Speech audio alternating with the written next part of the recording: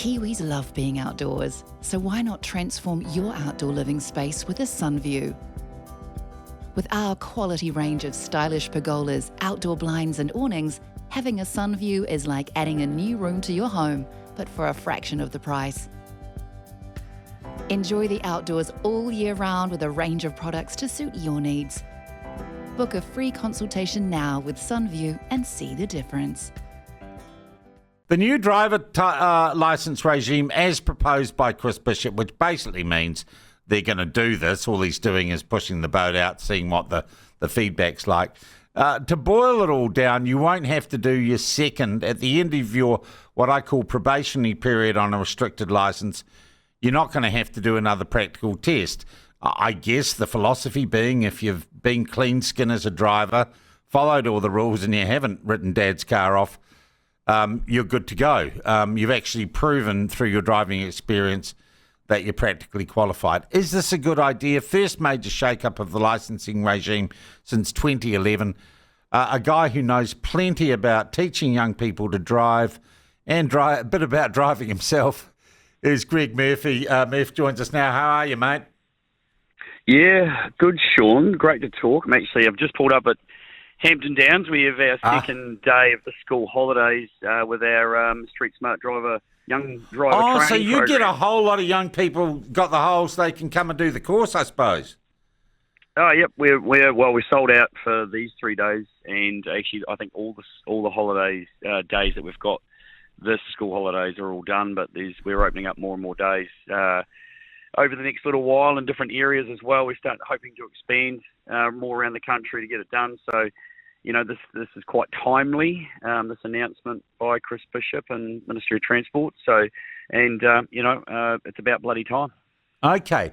So, Greg, the first thing is, look, on a practical level, it cuts down costs. And the number of stories I've done over since 2011 about parents and kids frustrated that they can't even, or they were getting failed for the second practical because there was a cigarette butt in the ashtray of the car.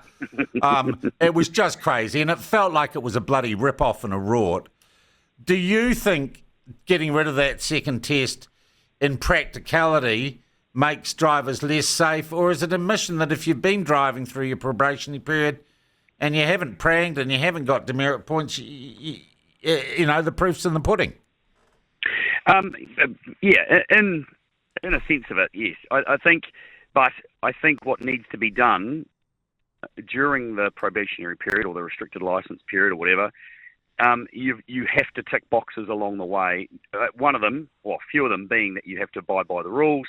I think we need to be much, much tougher on that period. I know there's kids everywhere breaking all the rules around passengers and curfews and stuff constantly, right? Police just cannot control it, right? Yeah. And they've just thrown their hands up in the air and gone, so be it, whatever.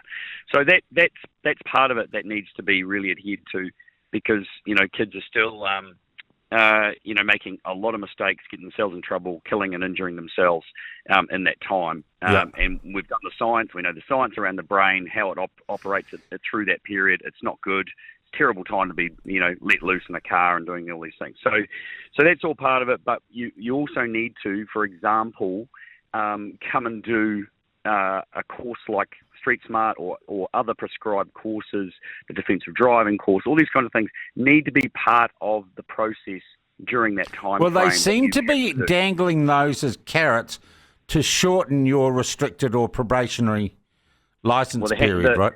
Right. The defensive driving course does that. So it's a massive carrot. You pay your $280 to the AA. The course is actually, I have time for the course. I think there's a lot of very good stuff in there. Is Street Smart accredited to get you a discount on your... No. No, it's not. Why not? No, it is not. Because the government so far to date, NZTA, in their archaic thinking, don't understand it. They don't actually understand. They call it advanced driving. It's not. It's incredibly basic skills. That's unfortunately, it is that basic. It tells you how basic our licensing system is, that people don't get to do what we do at our course to become safer drivers and more aware drivers. So it's a problematic because of the bureaucracy and the rubbish that we've been created, the culture that's been created over decades and decades. So I'm hoping those things might actually get a bit of a change as well. But I agree to get rid of the final test. I think it's a waste of money. It's a waste of time. I think if you go through that an 18-month period on the restricted, you do everything right, you tick some boxes, you go and do that course, you prove, through having a good record, all this kind of stuff, and you get to the end of it and you've done those things, then it's a reward. It's a reward-based process. I don't have a problem with that, but you must do a prescribed list of things throughout that period of time to improve your skill set and create that understanding and that awareness when you're driving and create a safer driving. Right. At the moment, as I've told you before, the learner licenses, to get a learner license, you have to just remember what the answers are to the questions. You do not learn why those are the answers to those questions. You just got to remember what they are. And so therefore we're not learning, we're not preparing properly, we're just setting people up to fail and be put themselves at risk. And that has to change. It has to change. All right. They're going to halve the number of demerits you need to lose your licence. Yep. So that is holding probationary drivers to a higher level of account. As for all under 20 people on probationary licence, even if they're over 20, no alcohol, zero alcohol tolerance, which seems a good thing to me. And as I said, you can chop down the time that you're on probation by doing, well, not your course, which seems crazy to me. You have to get a lobby firm in and change that, Greg, because I don't believe you should be getting a little dangled carrot and getting a little bonus. I think these things need to not. So you're saying it should just be compulsory? Yes, it should be compulsory, and it should be part of getting your full licence without a test at the end of the prescribed time. Right. And also, drivers should not be allowed to Okay, well, here's a on different those approach. licenses. Let's say you do have to do a second practical test if you haven't done a course like Street Smart or defensive driving.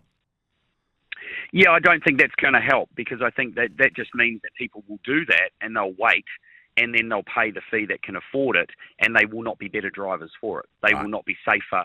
They'll be ill prepared. So I think that's not a good idea. I think everyone needs to be forced through a more stricter structure and supported through it, because we need better drivers on the roads. We don't need what we've got now, which is ill-prepared, unsafe driving. And the other part to it is we've got tens of thousands of people coming into New Zealand, moving to New Zealand, immigrating, who have got some form of licence, and you can tell that they haven't actually even been through our basic driving licence system. Yeah, that's to be on our road. This isn't all just teenagers, is it? Yeah, it's not just teenagers. It is not, and people need to have to resit or do a competency check, not a test, but a competency check throughout our driving time, because people are bad habits and becoming immune to what is actually our safe, competent driving style. So there's many parts to it that we need to improve on if we are serious about making our roads safer, and we haven't been serious about it for decades. Someone's just said, Greg, and there's one in every crowd, so we save $100 under the proposed change, but we then have to pay $280 for Greg's course. Yep, absolutely. Yeah, money well spent. 100%. Money yeah, well and so spent. that person that says that, Yeah. would they rather have someone crash into the side of them and kill them, or them make a mistake because they're idiots behind the wheel and kill someone else? What would they rather have? Ask the question, are you okay with someone being on the road that's ill-prepared and crashes into your family and kills them? Is that okay? So is it worth $100 or $200? Because I'm sick to death of hearing people say stupid things like that because they haven't been affected by something, a road crash, injury, or death on our roads. Sick to death of it. It is not a privilege. It is not a privilege. It is a privilege. We should take it for granted. It is an absolute privilege to drive on our roads, and if everyone thought like that, we would be a lot safer on our roads. So, hey, I want to come back to one thing you mentioned earlier, and geez, everyone I've talked to about this, he's had kids and been through it. I got to say, my guy didn't. When my guy went through it, we were pretty strict on it. No passengers and the curfew. Yep. If that, and everyone I know says, oh, geez, they all do it. It is unenforceable. There you go. Why have a rule that is unenforceable? Kiwis love being outdoors, so why not transform your outdoor living space with a sun view? With our quality range of stylish pergolas, outdoor blinds and awnings, having a sun view is like adding a new room to your home, but for a fraction of the price. Enjoy the outdoors all year round with a range of products to suit your needs. Book a free consultation now with SunView and see the difference.